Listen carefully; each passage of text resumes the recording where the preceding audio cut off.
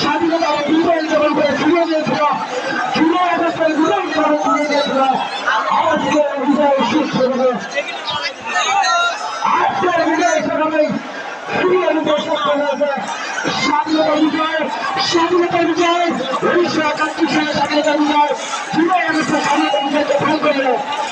আজকের মূল থেকে বিজয় স্বাধীনতা লাভ করতে সক্ষম হতে পারল আমার সম্মানিত শিবির।